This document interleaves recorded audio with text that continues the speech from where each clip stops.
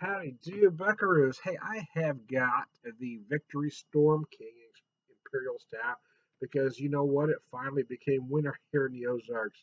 I do want to read just a little bit from their website if you don't mind. Composition: malt, 3 imported 2-row malts, hops, whole flower American hops, 9.1%. They don't mention IBUs. Flavors: rolling in like a tempest in a tankard. Storm King is dense and full bodied with deep dark chocolate flavors of roasted malt under a massive hop aroma. So there you go. Yeah, they're not kidding. Yeah, a lot of big dark chocolate notes. I mean, big deep dark chocolate, like a 70% dark chocolate bar. If you've ever had those, because that's my favorite. That's how I can relate that flavor because I know what that tastes like. It's funny. Breweries, brewery websites, descriptors will give you certain things, but if you don't know those flavors, you can't relate to them. So you will hear folks give you other flavors than what they list. And then I know some very pretentious folks that will correct people. Well, you're wrong. You can't get this or you can't get that. The truth is, some styles shouldn't give out certain flavors because because of the styles and the ECUs, and there's a lot of factors. But I think a lot of it's because you can only taste what you can recognize. You're not going to taste flavors that you don't understand. So yeah, I mean, I know what a 70% dark chocolate bar tastes like, so that's what it tastes like to me. It may taste different to you, and that's the point I was trying to make. The hops are more of the earthy variety,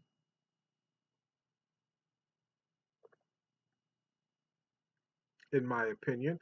Yeah, I like it because it finishes dry. A lot of imperial stouts, to me, finish very sweet, and I just don't like that as well. That's why I prefer a big. If I'm having a high ABV stout, I actually prefer a big FES because they finish drier. But this almost, even though they call this an imperial stout, it almost finishes dry like a big FES rather than an imperial, in my opinion. Again,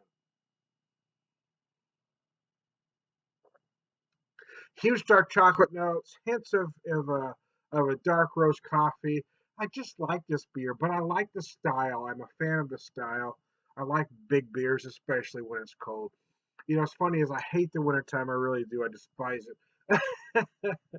I grew up in Southern California, so growing up in Southern California, anything under 70 is winter. After 30 years here in the Ozarks, I've kind of gotten used to some winters.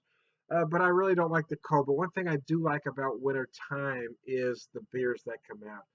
The big imperial stouts, anything barrel aged, the big barley wines, the big winter warmers. I'm just a fan of beers like that. I like those big beers. I don't want to drink them in, say, May or June, because then I'm enjoying other. But when this time of year comes around, I try to make the best of it. Even though I hate being cold, I hate bundling up, I hate putting on a lot of clothes.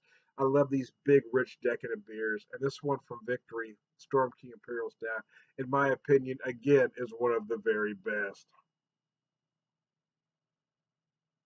Mm. It's absolutely gorgeous, man. I first had this beer about 3 years ago. I don't get Victory products here in Missouri. I actually picked this one up in Arkansas. But the first time I had it is when my wife and I visited Bardstown, Kentucky, and we visited some friends in Indiana. Actually, is where I picked it up for the very first time. Big shout out to John Sharon, who was very good to me when we were there. Charles Lewis, Todd Rand. It was nice to meet you guys out there. Excuse me, I got a burp. Excuse me. Hope I didn't get any on you. But it was very nice, man. It was a lot of fun. It was a tough time for us, so my wife and I really didn't socialize at all. That was only we socialized one day, and that was with those guys. The other time we just kind of hold up to our own because it was a rough time for us. But I do remember having this beer for the first time, and I just came across it again, and I really enjoy it. Mm. Gorgeous. Yeah, you know what? Actually, in drinking it right now, I am getting a lot of that dark chocolate.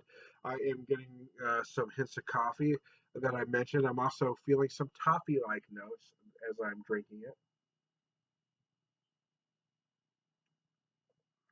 which isn't necessarily unusual for the style. What you typically don't get from a style like this are fruit notes, although it's become trendy for even brewery websites to start putting fruit notes on beers like this. Although it really isn't typical to get fruit notes, but some may say you're going to get some dark fruit notes. For me, not so much. I don't think that's really typical from a style like this, but I think saying that is popular these days.